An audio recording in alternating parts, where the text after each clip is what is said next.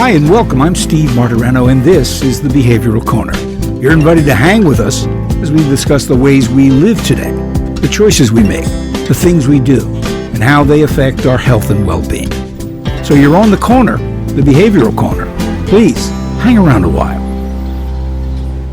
So everybody, hi, welcome again to the Behavioral Corner. I'm Steve Martirano, and I hang here. I actually get to hang here on the corner.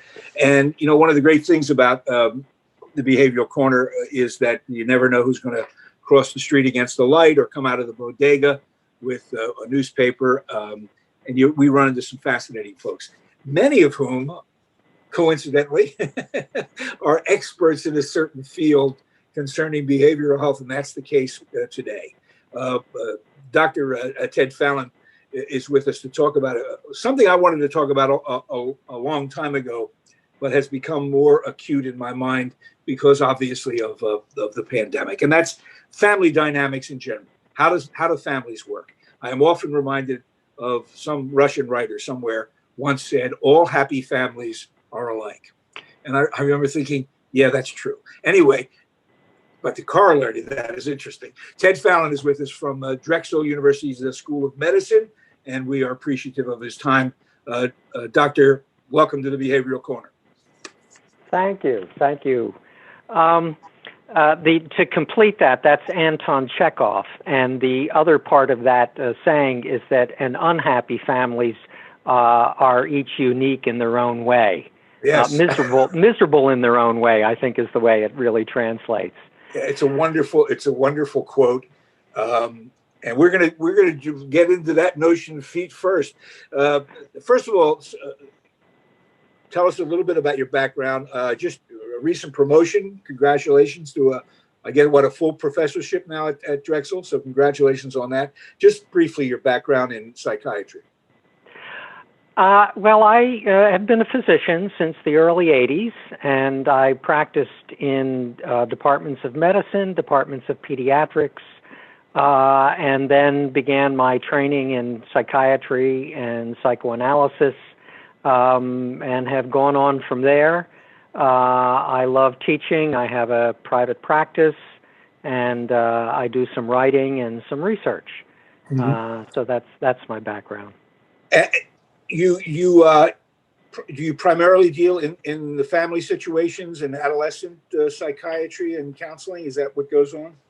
Well, people ask me who I see in my private practice, and I say that I see children up to the age of 90, and I will see them in any configuration that they come in. Usually when they're younger, they come in the context of families, but I do see older people in the context of families as well. Aging people that, for instance, baby boomers are trying to figure out what to do with their parents, and so they all come in tow. And it's, this is an interesting. Wonderful. We'll get into if we get a chance. We'll get into that. This is an interesting moment in times in terms of demographics because you do have three generations now. The possibility of three generations who are, often obviously they have to interact and figure things out. You've got the baby boomers, some of whose parents are still alive. They're very elderly, but some of them are alive. Plus the children of the boomers. So that's three generations, and it particularly goes to the notion of the dynamics of the family that we're talking about. Listen, there's no group of people that come together in any context I can think of where there are as many competing ideas and emotions and baggage going on than the family. The families are an interesting social construction. It's an amazing group of people that have to get along.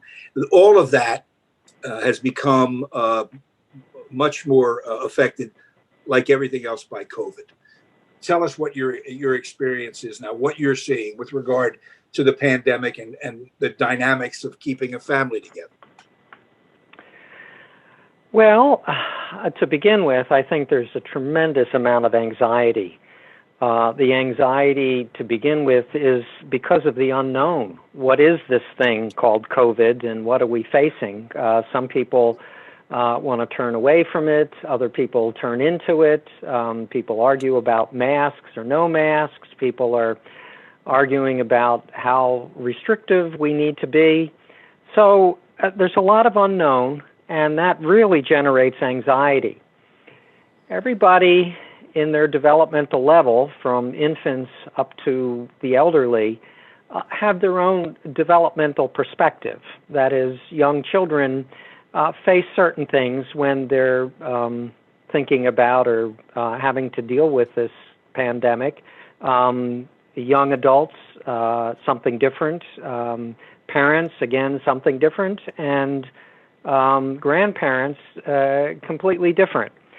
So when we think about the family, it's important to recognize that there are these different developmental phases. There are challenges, and when they think about how to face the pandemic, there are different risks. One of the things that it seems to me occurs when people are confused and then anxious is that in order to make decisions, rather than pause to reason things out, they go to their sort of judgmental mode. Does anxiety make us more judgmental, or is it no factor at all? It does more than make us judgmental. It clouds our thinking. If anyone has ever been overwhelmed in the moment, either because they have too many things to do or because something disturbing has happened, it's much more difficult to think under those circumstances. Our thinking capacities really degenerate, and we fall back on what we think we know, and what we think we know is usually a far cry from actually what we do know, and what we do know is a far cry from what's really out there. Right, exactly. So we're talking about we're talking about a shadow of reality. Yeah, and then we're asked to negotiate our way through that. Absolutely, and people end up doing a lot of shadow boxing.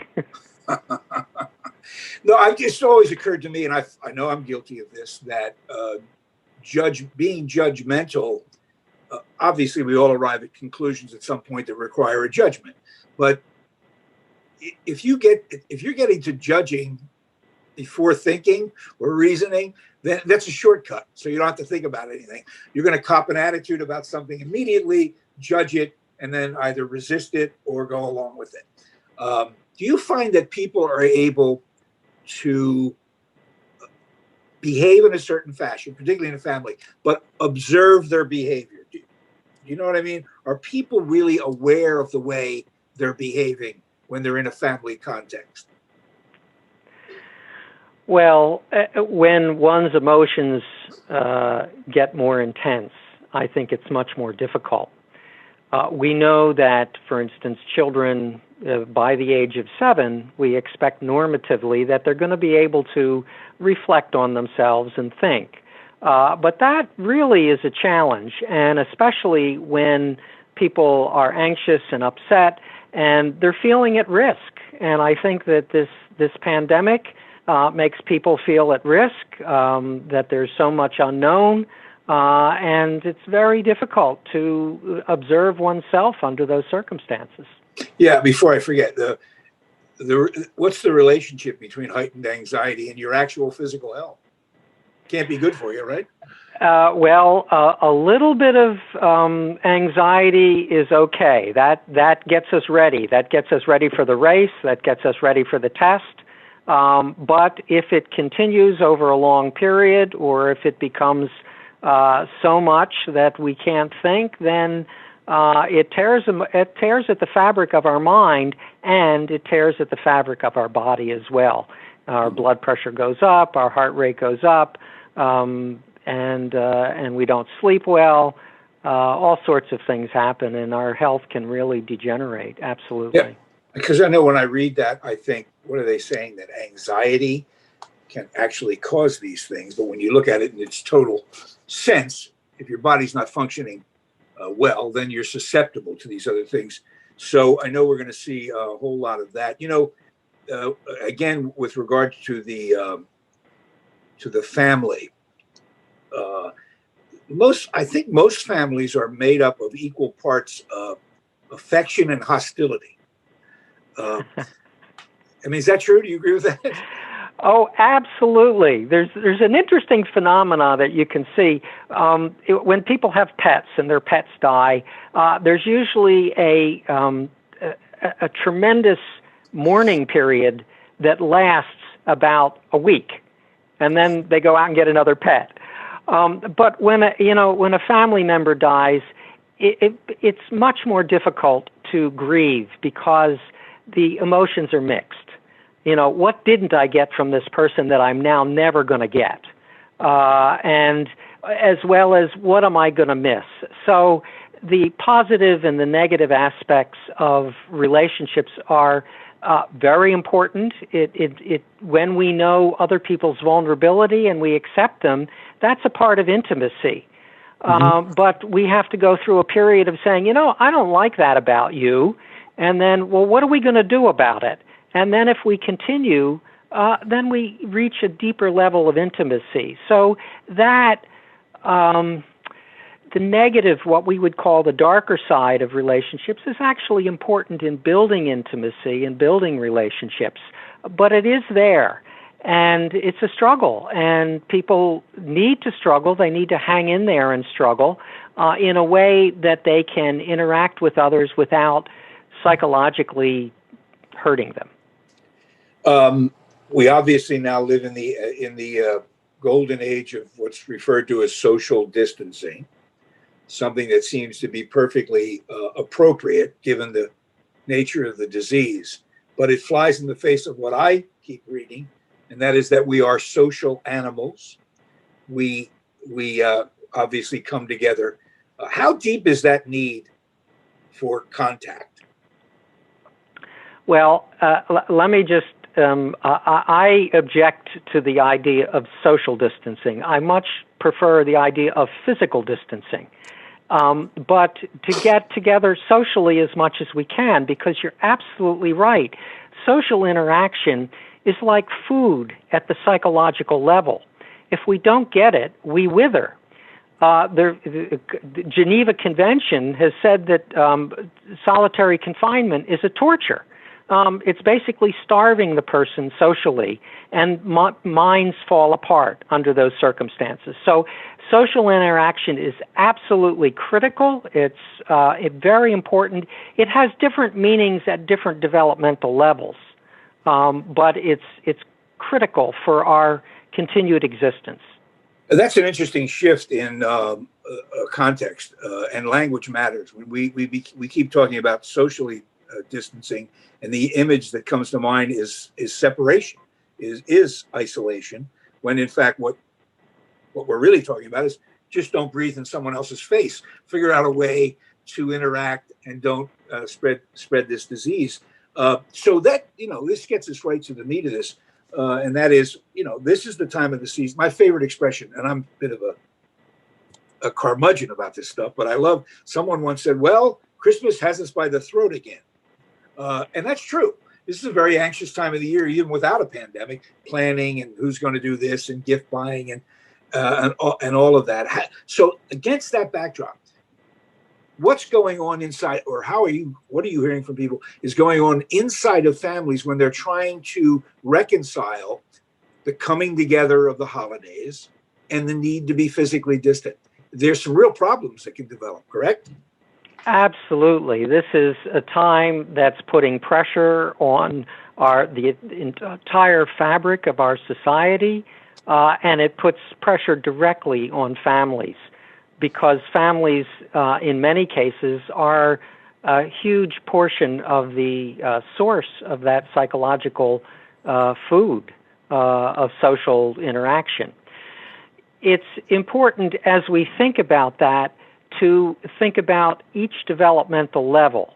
For example, if we think about children that are, say, younger than the age of 10, most of that major social interaction occurs with their parents. If they're with their parents are calm, cool, and collected. Their parents relate to them, are available for them emotionally. Under any circumstances, those children will survive.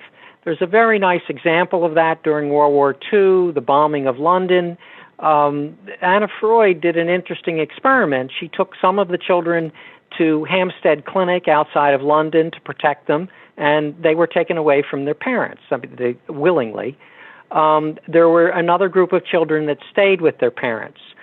The children who did best of those three groups, well, I'll tell you about the two groups. That in London, there was one group where the parents were cool and collected, and those children did just fine. The parents who were upset, who would go down to the bomb shelters and fret and then say, oh my God, the world is ending, their children did very poorly. And the children who were taken away from their parents but nurtured and kept in a safe place, they did okay. They did somewhere in the middle. But we see that even in the middle of a bombing in London in World War II, that those children that are supported and nurtured by their parents in a calm, cool, collected way, where their parents are emotionally available, they do best. And they would do okay under these circumstances if the parents can continue to be available. Yeah. So we're going to have to talk about what the parents' pressures are and how they can do that or not. But that's the position of young children.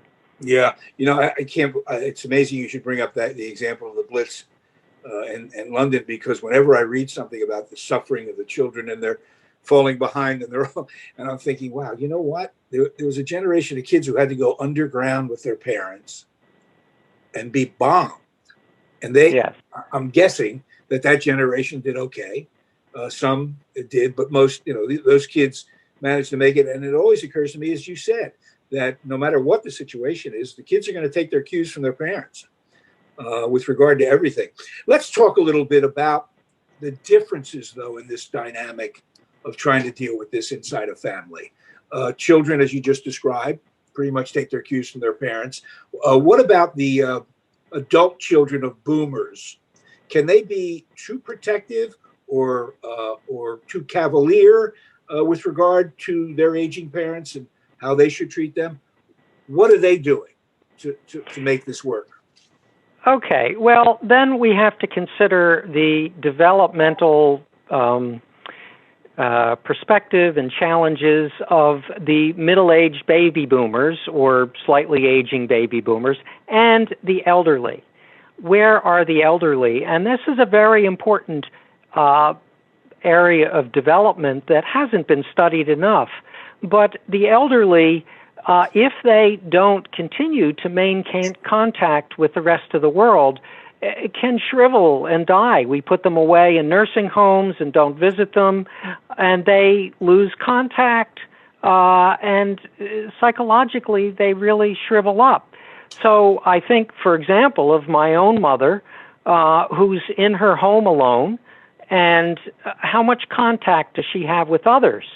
It's extremely important for her to continue to have that social interaction. And it's too easy for our society to push them aside because they're not important, because they don't have a job, because they don't face the pressures that the rest of us do. That's critical, and even it feels quite threatening if they are isolated in a way that they can't have contact, they can't make contact. When we think of people who are in jobs, people who are running the world, who are thinking about the risks and safety of the general population, of themselves, of their children, of their parents, they're much more focused on the moment of safety. How do we keep everybody safe? And their interaction socially, they get it. They get plenty of it. So they're not thinking of their elderly parents who are isolated. And I think that if that dialogue could happen between the elderly parents who say, wait a minute, I'm sitting here all alone day after day, moment to moment, hour after hour, it's too much. It's isolating, and my mind is falling apart. Now, most people don't actually experience it quite like that, but that is what happens. And if that conversation can happen, then I think it would lead to a more productive solution rather than are we going to meet with the family or are we not going to meet with the family. Here's our tradition. We have to do our tradition. Well, why do we have to do the tradition? We have to do it because it keeps us in contact socially. Yeah.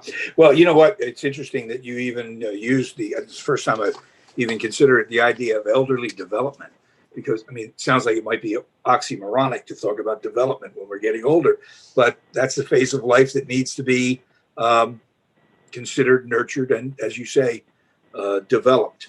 So, our guest is Dr. Ted Fallon from Drexel School of Medicine, practices psychiatry. He's a professor there as well, teaching young minds. How are they doing, by the way? We had a brief moment to talk about your students. How are they? What's the crop of young psychiatrist students looking like? Well, let me back up a little bit and talk about development. I mentioned young children. We can talk about adolescents, and I'm working mainly with young adults. They're out on their own. Usually they're associated with their parents in some way, but their developmental challenge is to figure out where and how they're going to fit in socially. It's extremely important for their growth and development that they have lots of social interaction. It's part of their growing. If you can imagine, a sapling that is just, shooting up like crazy, it needs the nutrients that are available. When they don't get the nutrients, they really suffer. They feel it, they feel isolated, they feel uncomfortable. As you get older, it's not quite so important for your development to have that nurturing. So they're continuing to learn, they're continuing to do their studies, but they are weighed down by the isolation. So one of the things that we've been doing, that I've been doing with them, is to meet with them in a group and to share with them. And this goes to the point of social versus physical isolation. Mm-hmm. Even on these Hollywood Square kind of virtual meetings, people are interacting, they're sharing, they're figuring out how to do that. They're figuring out how to convey that stuff of social interaction, which is really conveying feelings to one another. How do you feel? How do I feel? What are my thoughts and the feelings and the colors that go with those? So they're struggling. Yeah. Do you find, just on that note, do you find that a younger generation is going to get better at picking up on nonverbal clues virtually? Is that a skill that can be developed? I'm laughing because a few years ago, I was working with an older adolescent, and this was when texting was new. And she was showing me some of the texts that she had, interchanges between her friends and her. And I mean, these were just like a few words, or sometimes not even words, just LOL and OMG and right. and I would say, I would look at a text and I would say, well, what do you know of this person on the other end? I know what they're feeling. I know what they're reacting to. I mean, just in a few words, they were able to code feelings. So, we use what we have. Human right. beings are incredibly adaptable, and especially younger adolescents and young adults, they're very creative, and I learn all the time. One of the things I love to do is teach, because I learn more than they do. For sure. Dr. Fallon, let's take the remainder of time we have here now to get to the nitty-gritty here of family dynamics in the age of a pandemic. What happens when there is sharp disagreement about behaviors associated with getting together and being safe? How do you counsel people, families, to negotiate their way through that? Because we have evidence of families being splintered. Absolutely. The first thing I teach, and it works very well with young children, and if if older people are willing to do it, it really works well too. The sports teams do it. They call it timeout. When things get too hot, they step back. The Quakers have this thing that when they start arguing, everybody just falls silent, and they have meditation, and they sit with their feelings and say, okay, where am I? Where is everybody else? And then they can become more thoughtful.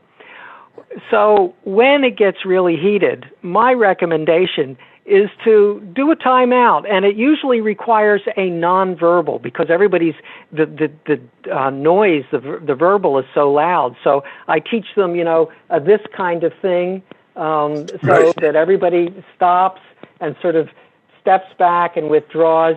And now that one thing that people can do is they say they withdraw and then they never come back to it. That's not good either. So you've got to do this in between to say, okay, when are we going to get back together to talk? And it may be 5 minutes, it may be an hour, it may be tomorrow, it may be next week. But it can't just stop. And it's got to give enough time for people to settle down. The optimal time depends on the age of the person, but it's usually between 5 minutes and an hour that people can settle down and begin to think, and then re-begin to say, no, let me listen. What is your issue? What do you want? And then let me tell you what I want. And the most important part here is not the telling, because we have that from inside that just comes bursting out, but it's the listening. Can we understand what this other person is saying and really feel it, put ourselves in their shoes to feel what they're feeling? If we can do that, then the negotiation becomes much easier. Yeah, it helps to be able to hold two conflicting thoughts in your head at the same time, yes, which is a skill. But I want to end on this. This is because this gets to the nub of it. There is a lot of talk about conversation. If we cannot speak to one another in any realm, then we're doomed. And right after someone says that, they will say, and the most important part is listening. And this is a tough one because I think you'll agree, some things are not worth listening to. Some things you don't have to embrace. You almost don't even have to listen to them. They're so antithetical to what you may believe. So is there a difference or a distinction to be made between listening to understand somebody else's point of view and listening as though you are embracing what they're saying? It's an interesting question. I'm actually trying to write about this in the moment. There is a way that one can be quiet and listening in an expectation. The expectation is that you're going to find something that you are in awe of. I am fascinated when people tell me something that is absolutely out of the realm of my understanding of reality. And I put it that way because I don't think I have a corner on the market of reality. I have my understanding of reality, and other people have their understanding of reality. If someone keeps saying something over and over again, there's something behind it. What's the feeling behind it? And that's what I want to try to understand. Mm-hmm. If you say, this is this way, and I say, well, you see it that way, I don't see it that way, they can tell me, and they may tell me the same thing over and over again in an effort to have me see what they see, but I want to try to help them settle down, their affect get sort of lower a little bit, mm-hmm. so that they can begin to think what I'm trying to understand. And even in that process of trying to understand, I think that is what allows people to move forward. So when we have a conversation, over half of it has nothing to do with the content of what we say. It has to do with the affect that we're conveying, the feelings that we're conveying. It usually is around content. And why does this content excite someone so? And of course, in my work, we usually discover that there are things in the past that have been traumatizing or are uncomfortable, or, as a parent, I don't want my child to suffer, all sorts of anxieties. But if we can just allow those anxieties to put them aside, not forget about them, but put them aside and listen to what's underneath, then I think that just the process of listening and trying to understand brings good faith between people and helps the intimacy deepen. Yeah, I mean, it turns listening into something that is not passive at all, but very absolutely active. Not. Yeah. It is active, and it's active in the sense that you're waiting for and expecting something which you may not like, you may not want to hear, but if you're willing to hear it, listen to it, accept it, not because you believe it, not because you're going to endorse what they're saying, but because you want to understand what their perspective is. Yeah. And you may have to say in the end, look, you and I disagree, but how can we agree to disagree, or how can we move on with that disagreement? What's the solution here if we disagree? Yeah. It's great. I mean, I heard a while back about the ability to, the image is, if you were to take a ball and hold it between two people, one side is red, the other side is blue, and ask the two people to describe the ball, you would get two diametrically opposed descriptions. And that would be dumbfounding to the two people. What do you mean it's blue? No, what do you mean it's red? Just because of that inability to go, maybe they're looking at this from some other angle. So that's in terms of what's going on now. It sounds like a cliche, but it's absolutely important to listen. Ted Fallon, professor, Drexel University School of Medicine, psychiatrist. Thank you so much for your time. We hope we can have you back. You're just a wealth of information about this kind of stuff, and we love to hear from knowledgeable people here on the corner. Have a great holiday, and congratulations again on the professorship. Thank you very much. Every storm runs out of rain, according to the great Maya Angelou. Her words can remind us of one very simple truth, that storms do cross our paths, but they don't last forever. So the question remains, how do we ride out this storm of COVID-19 and all the other storms life may throw our way? Where do we turn when issues such as mental health or substance abuse begin to deeply affect our lives? Look to Retreat Behavioral Health. With a team of industry-leading experts, they work tirelessly to provide compassionate, holistic, and affordable treatment. Call to learn more today. 855-802-6600. Retreat Behavioral Health, where healing happens.